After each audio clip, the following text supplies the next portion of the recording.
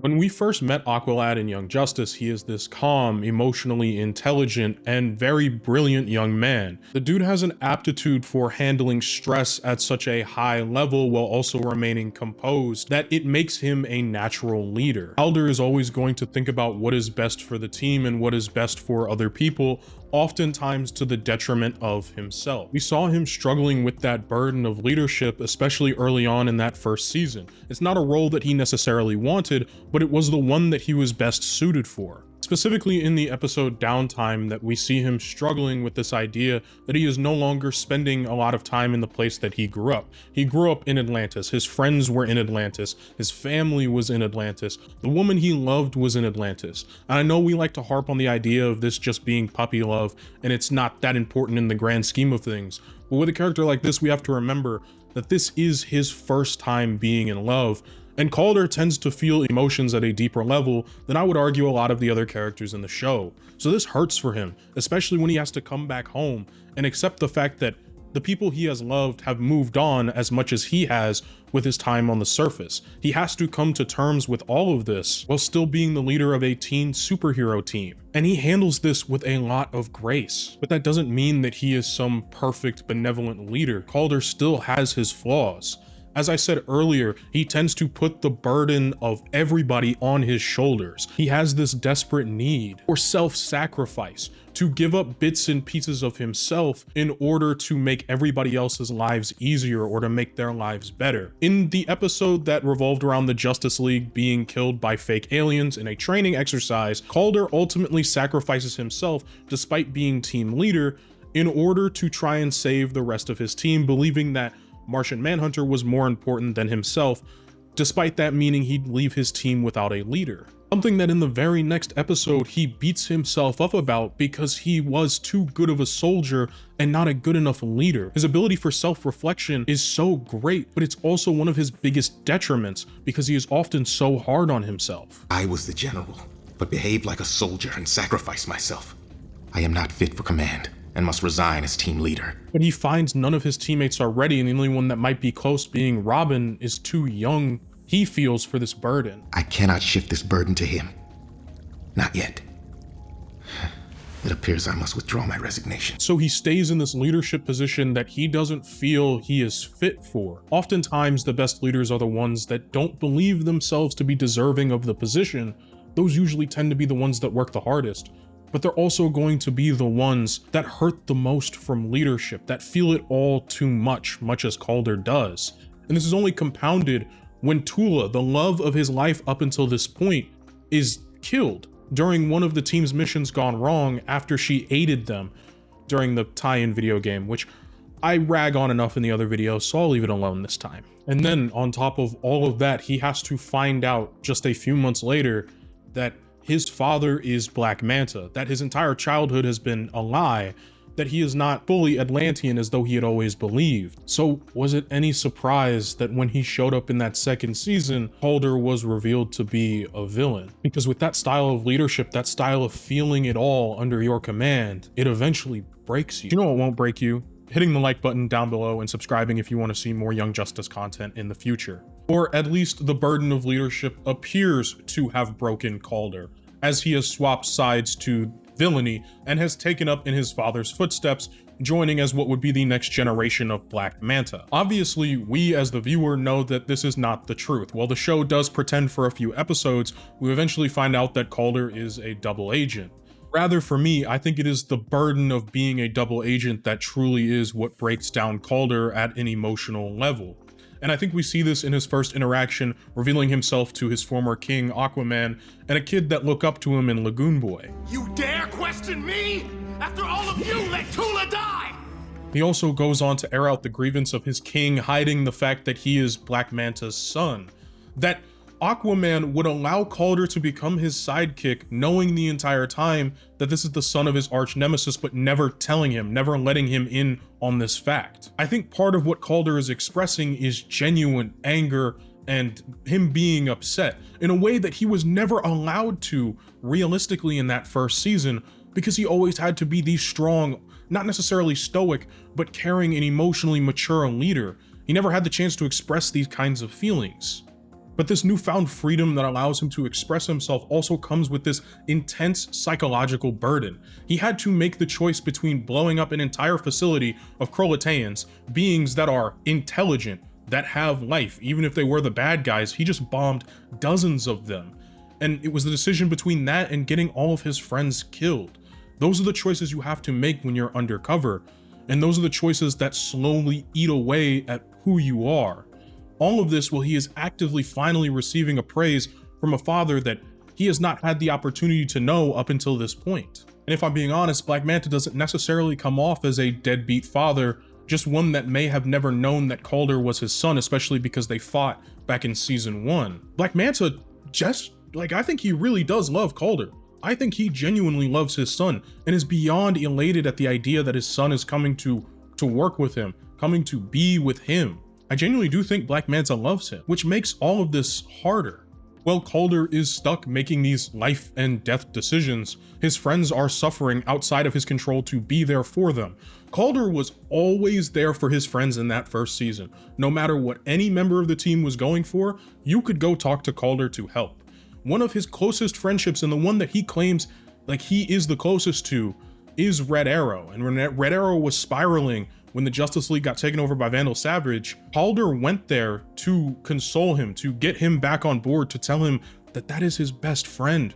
And he can't even be there for his best friend when he is facing the worst hardships of his life in an intervention. Because Roy is a mess. He can't be there to help Roy because that breaks his cover. And so he has to trust that his other friends can just handle it. And I know that has to eat him inside. I know it would eat me personally inside. To go undercover like this, you have to slowly erase bits and pieces of yourself in order to maintain cover. You have to be willing to do things that you never thought you were going to be able to do. When Aqualad chose to kill a group of sentient living beings over killing his own teammates, he has to make that choice and he has to live with it forever. When he chooses to kidnap Lagoon Boy instead of killing him, he has to live with the fact that he knows he's about to get one of his teammates tortured in some of the most horrific ways possible, as Lagoon Boy is now Aquaman's sidekick, and Black Manta has zero love for anything Aquaman related. When Calder is trying to sabotage a satellite uplink, he is supposed to fail, but he ultimately succeeds. He is also supposed to fake kill one of his only closest friends. And then on top of that, he has to live with the fact that the rest of his friends, for however long it takes for him to be done being undercover, are going to hate him for this. You can see it in his eyes when the satellite blows. He's not happy. This wasn't supposed to happen. Nothing has been going the way in which he wanted it to go. And that especially doubles for Black Manta, someone that he's coming to, as a father, really respect, somebody he's coming to have actual love for. Congratulations, Calderon. You had quite a day. Capturing the Atlantean, killing a former teammate, destroying the comsat. My crew did not destroy the comsat, Father. Black Manta is beyond proud of his son that he was willing to admit that he didn't, properly destroy the comsat. That Black Manta had to reveal that this was a test. That he was proud of his son for taking responsibility, for being this, despite being treacherous in secret, this loyal and noble man that is not willing to take credit for others and is willing to fail on his face. And then he has to turn around and go pull one of his friends from retirement into deep cover to join him. He has to debrief with Nightwing. He has to put the knife in the back of his father while also doing so to some of his other teammates that aren't in the loop. And I have gone on record bashing Nightwing for this plan, this idea, the danger that he put his team in, but I gotta bash Calder a little bit for agreeing to go along with this, because he is fundamentally erasing portions of himself to go undercover. He is doing self-harm. Maybe not physically, but mentally and emotionally to himself by going undercover like this. Look at the way that he has to watch somebody that looked up to him, somebody that he grew to care for in Lagoon Boy, being tortured and being hurt. And the whole time he's got to keep this face of, oh, I'm so glad to see this happen. Like, screw you, man. We're not on the same side anymore. I think there's some level of personal responsibility he has to take, because he is kind of letting himself be strung along by his father to do worse and worse things, to get into more conflict with his team members than he ever anticipated. You see, that job where he killed Artemis and he blew up the satellite that was supposed to go into space, that was supposed to be his ticket into the light. Well, that didn't work, which means now he has to do something bolder, something more violent. In this case, it's going to be an assault on his old HQ, on Mount Justice, a place that he spent a majority of his teenage years, a place that he spent a lot of time building who he was as a person, as a leader. He has to betray even innocent beings such as Sphere because he can't be allowed to break his cover. It's horrible, and he looks conflicted the entire time. I really get hung up on this image of him staring at Tula just before he has to do what needs to be done, almost as though he is asking himself whether or not it is worth it what he is trying to accomplish. Something that Nightwing never seems to even consider. Even in body language, he always seems so confident this was the right thing to do. Calder is often fighting himself, wondering if this is the right thing to do. I mean, he threatens to literally blow up all of his friends and has to end up kidnapping even more of his former teammates in order to make good with the light.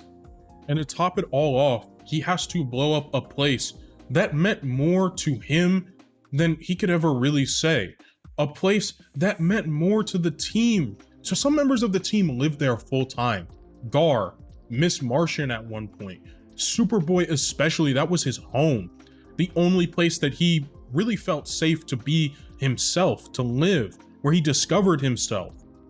And well, yes, Aqualad was doing this for the right reasons, passing on information to track Lagoon Boy, passing on information so that they can get their team members back and he can slot in with the light perfectly.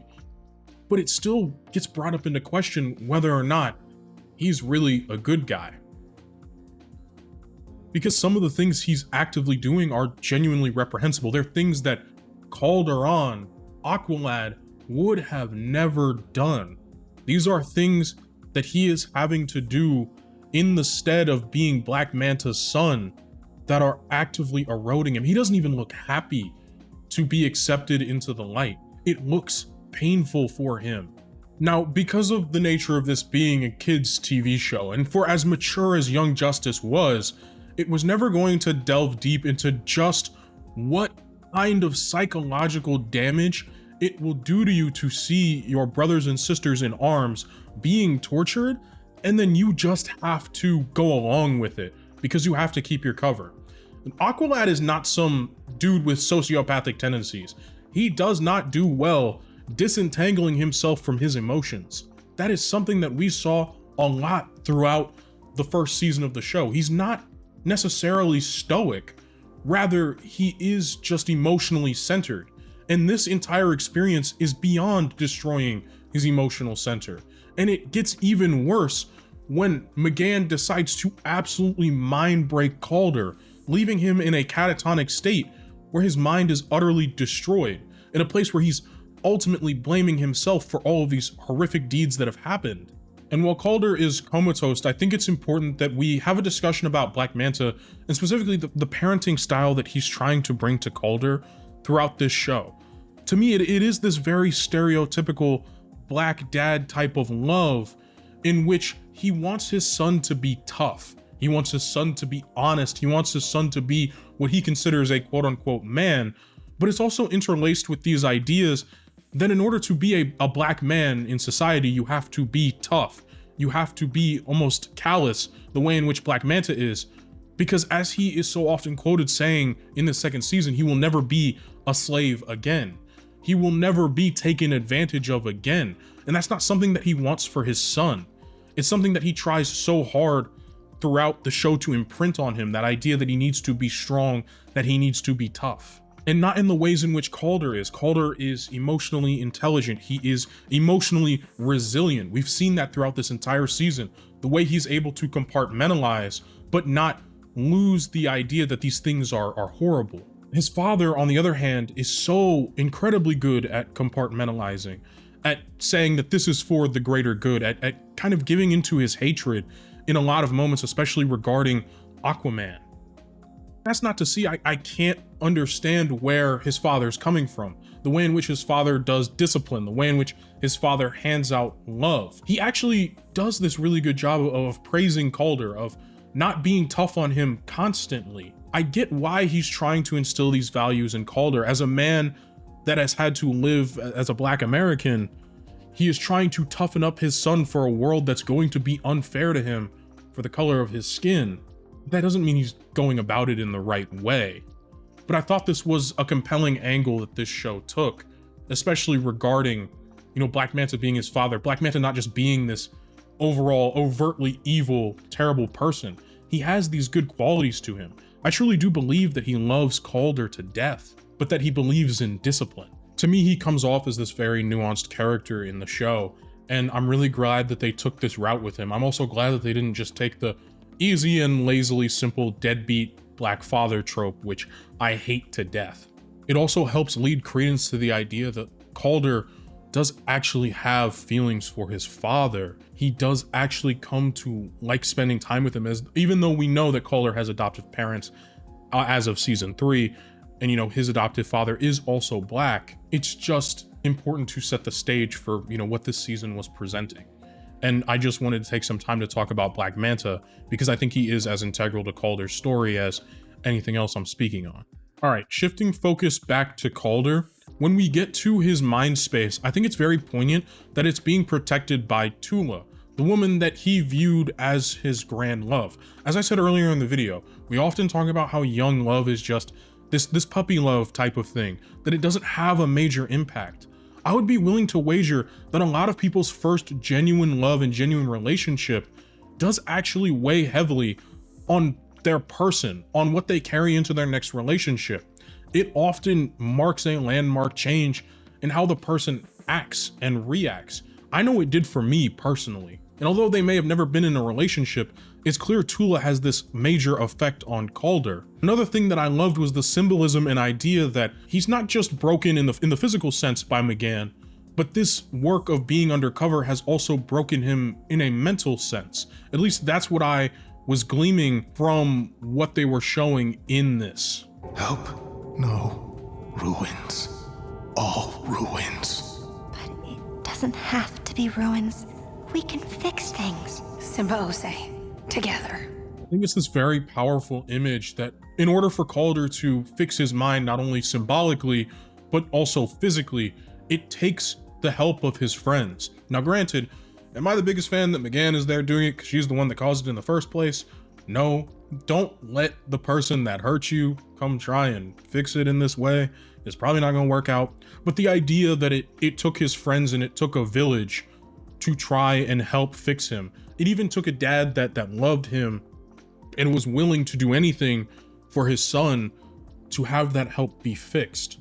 This idea that he couldn't just do it himself, that it's okay to rely on others around you and to finally not have to be strong all of the time. I thought that was beautiful. The rest of the episode you're seeing on screen isn't necessarily that relevant. Calder fakes being mentally comatose until he can figure out a way to get McGann off the ship safely, and once he does, it's all fine and dandy. And that takes us to the last big step that Calder takes, at least character-wise, in this second season. Summit is the penultimate episode of the season. It's the one that is supposed to help wrap up a ton of loose ends that have been connected. The Reach and the Light have been playing each other this entire season, and they're having a summit to try and come together under better terms.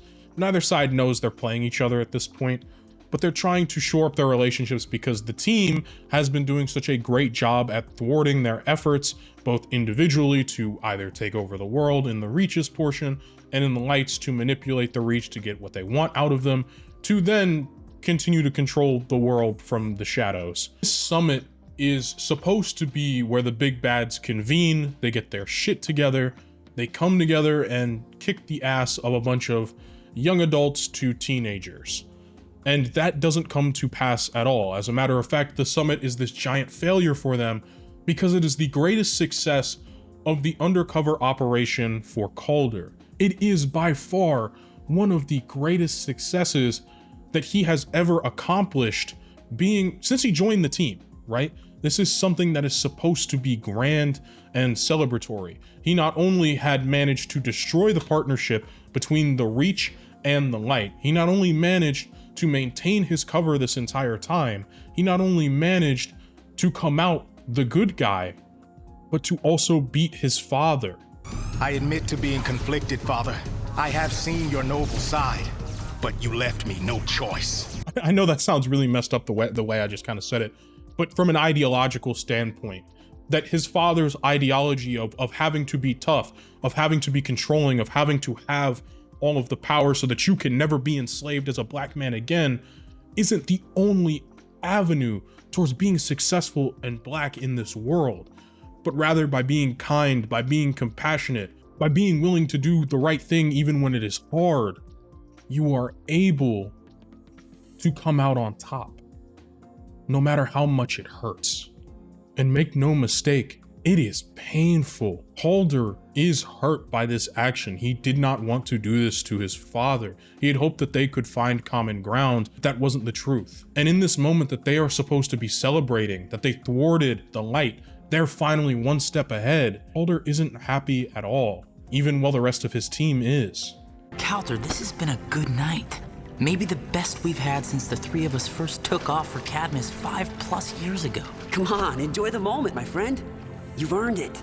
He can't enjoy it. He has to look at all of the people that he had to hurt to get to this point of success, to get to the point of him being able to put on his Aqualad suit once again and to be welcomed back as a hero, even if he might not fully feel like it. This experience is going to leave scars that are far more than just physical and that are going to run deep for a long time, but we're not even done yet. But first, because this has kind of been a little bit of a Debbie Downer video, let's highlight some fun good stuff. Calder and Lagoon Boy have mended their relationship. The two are working in tandem side by side.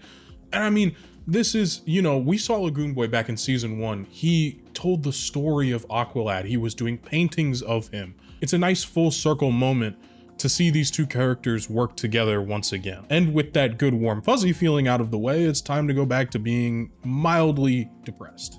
As with every one of these videos talking about that second season of Young Justice, Kid Flash dies. And it's honestly one of the hardest things to watch, especially from Calder's perspective, because he just got to come back to being friends with Kid Flash, to getting to see him on a regular basis. And while he was always in on it, it's rough. And it's another thing too, that Aqualad's back in a leadership position. He's back to present, he has to present the death of his own friend to the rest of the league. And after all of this trauma that he has suffered from his father, from being undercover, from the choices that he's had to make, to losing his best friend just now, he doesn't get a chance to rest. There's no time for you to resign. I'm not resigning, just taking a leave of absence. Besides, if you need help, Barbara's more than ready to step up. Agreed, but Dick... I need a break, Calder. You, me, Wally, we founded this team. Without him... I understand.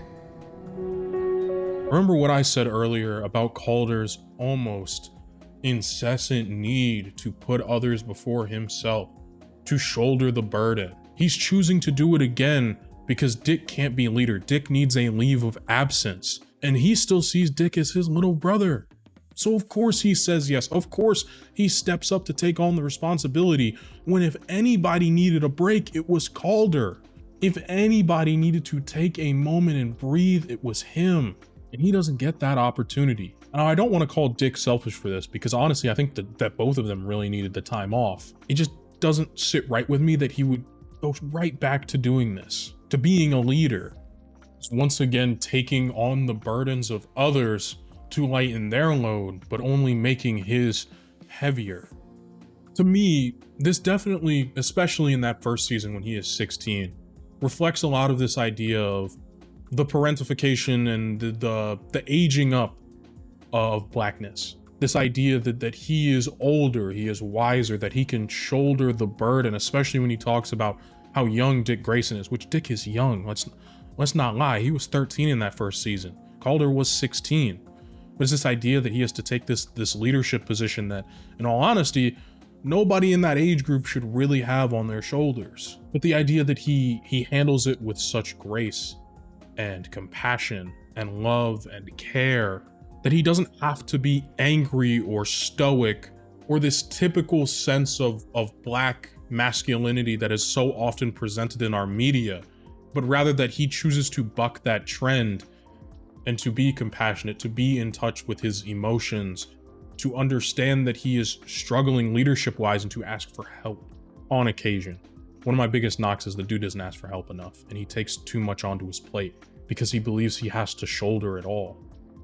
I don't think we realize as consumers of media just how much a character or a portrayal or an acting job can imprint on us, especially at such a young age. I've always said when I saw Calder, I saw a lot of me.